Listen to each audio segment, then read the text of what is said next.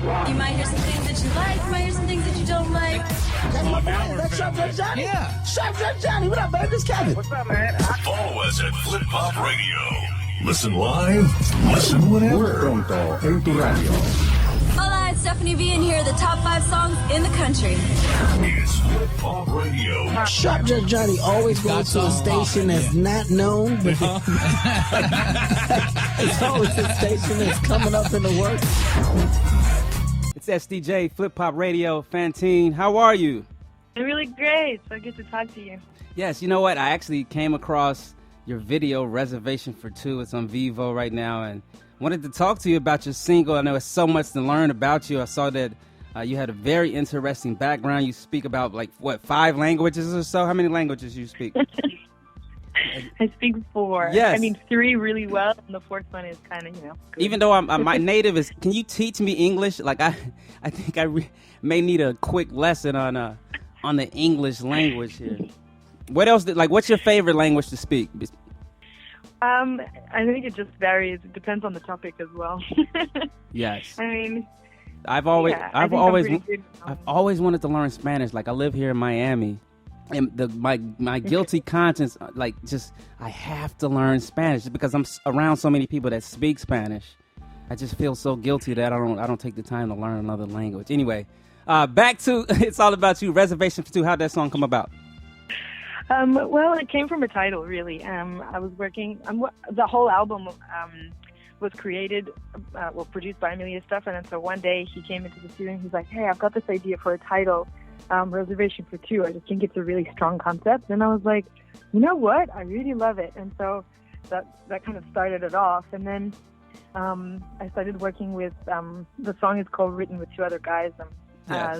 They're called Dania Perez and Javier Conde, and so we're like, okay, I think I know what this is about. And I had pictured this whole thing in my head, this whole story about, being sick and tired of being treated like dirt. And so, this is the conversation you have at that dinner. So that's what it's about. So I guess, you know what, the first question is, how did you hook up with the legendary Emilio Estefan? That is, you're an artist on the scene. Everybody wants to work with him. How did that happen? Well, I actually, to be completely honest, I have no idea how exactly it happened. And it was an act of God. Yeah, it was. I was living in Australia, and so, I was already working and doing my own thing and stuff. And my mom, she called me up one day and she's like, "Hey, so I managed to score a meeting with Emilio Estefan." And she's like, "This is a big deal. So can you get your stuff together, and we're gonna go to see him and and present your material and see maybe if he wants to work with us and stuff." And I was like, no freaking way. And I was in Australia at the time, so and working and doing stuff. So for me to go to Miami isn't just getting in the car and going, yeah, I'll just drive down to the beach and have a chat with him. It was I had to take a whole day's flight, hang about for 3 days, and go back. So yes, unbelievable. It was well worth it. You know what? So it's everybody has their own success story. But it's just, you make it sound so easy, that you just walk, your mom, organized this meeting with a legendary producer, and then here you go. Anyway, I'm going to play look. Yes. I'm going to play. I wouldn't know what she, what favors she had to pull and who she had to speak to in order to secure that meeting. And I guarantee you that it was not easy. You know what I mean? I really don't think it was.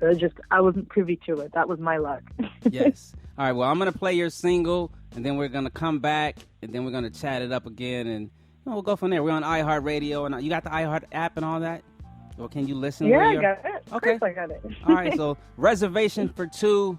Check it out, everybody, right here on Flip Pop Radio.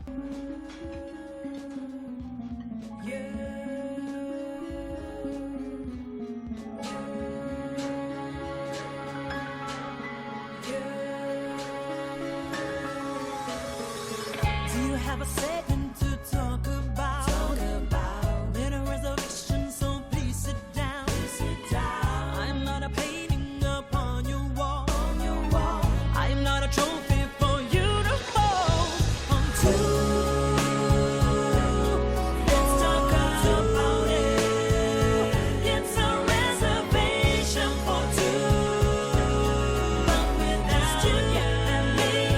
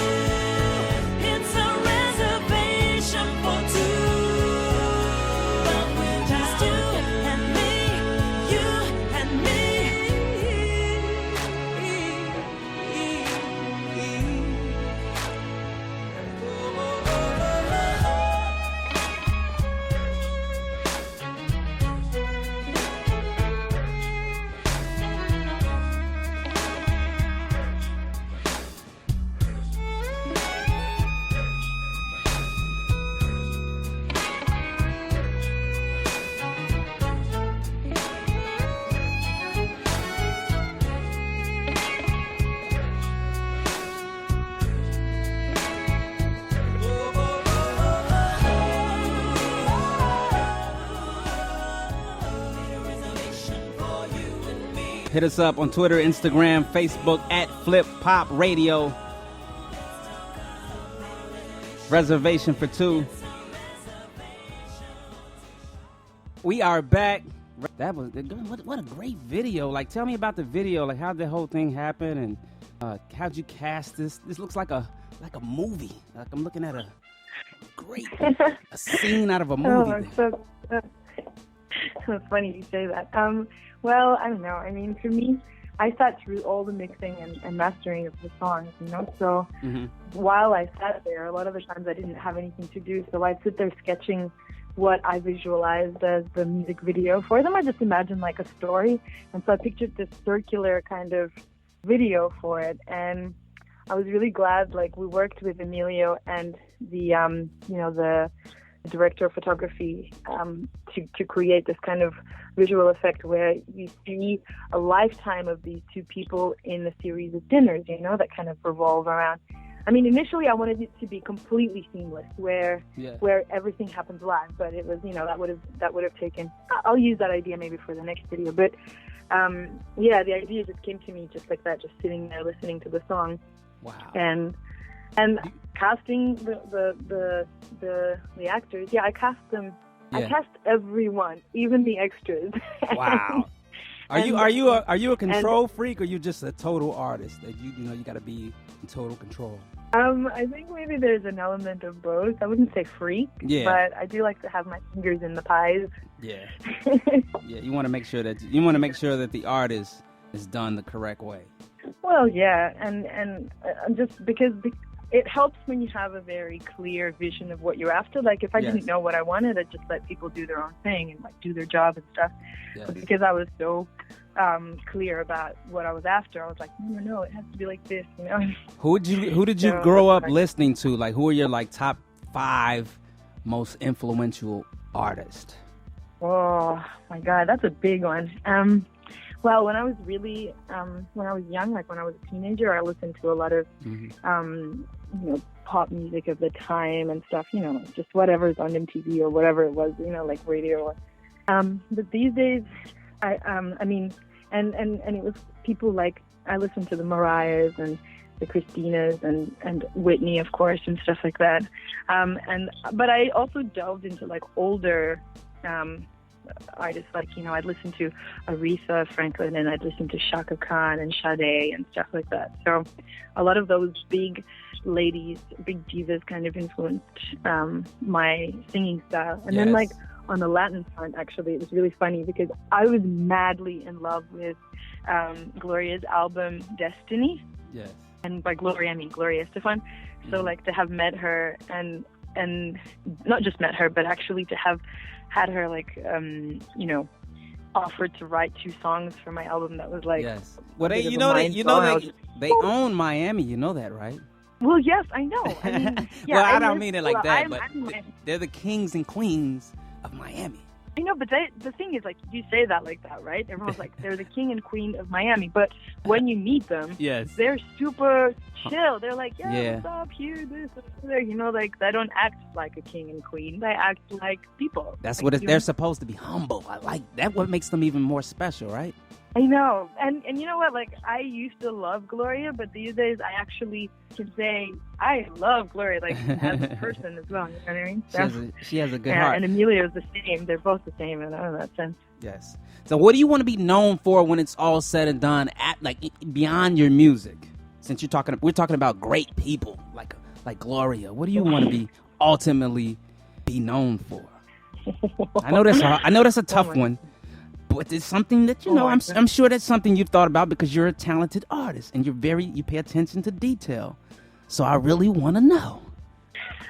I'm picking your brain. What I want to be known for. It's like, what's going to be written on my tombstone? You know, yes. She was very... Exactly. What is that? Say that again. I said X, you know, because I haven't said it yet. Oh, okay. No, I don't believe it. Oh, it's a hard one. It really is.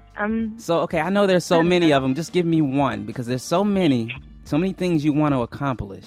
What would be one?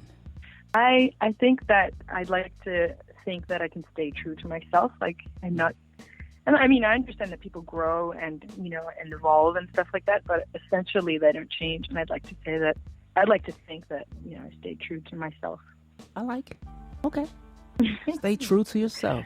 So you wouldn't sell out. So I couldn't put a pot of gold or $1 billion in front of you to buy your soul. Is that what you're saying? Is that what you mean by you're not for sale, huh? That's what you're trying to tell me over there. Well, the thing about you know, sell out as a concept is a little bit